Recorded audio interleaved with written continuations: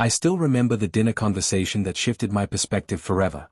A friend casually asked, "Do you think money can buy happiness?"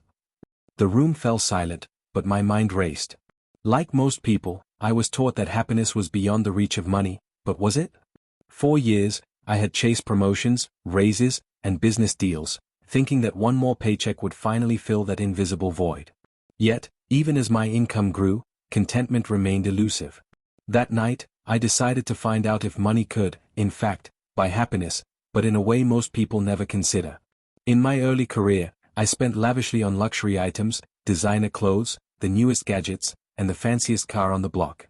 For a while, it felt good. Strangers admired my purchases, friends complimented my taste.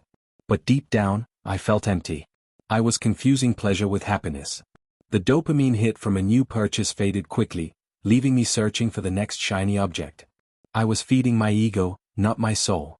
One evening, I stumbled upon a study from Princeton University.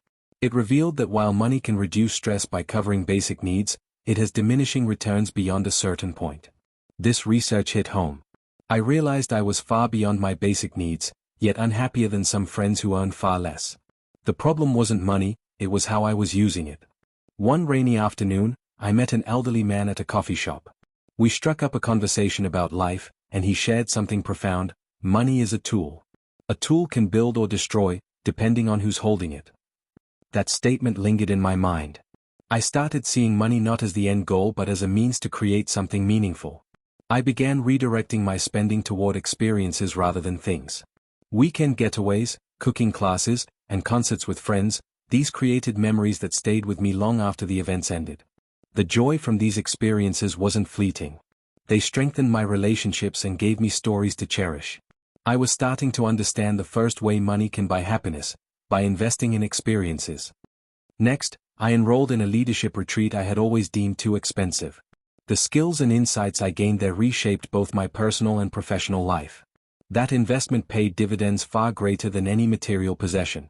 I discovered that money spent on personal growth brings confidence, purpose, and lasting satisfaction. One winter, I decided to sponsor holiday gifts for a struggling family. Seeing their children light up with joy was unlike any pleasure I had bought for myself. Science confirms this, too. Studies show that generosity activates brain regions associated with happiness. Giving is one of the most powerful ways to convert money into genuine happiness. For years, I wore my business like a badge of honor until burnout forced me to reconsider. I hired a virtual assistant and outsourced mundane tasks. Suddenly, I had time to read, exercise, and spend time with loved ones. I learned that money can buy happiness by buying back your time, freeing you to focus on what truly matters.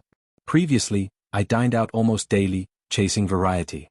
But now, I chose fewer, more meaningful dinners with close friends, family, or mentors. Those conversations filled my cup in ways no fancy restaurant ever could.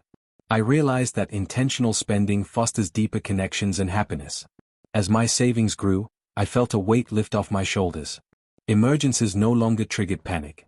The peace of mind that comes from financial security is one of money's most underrated gifts.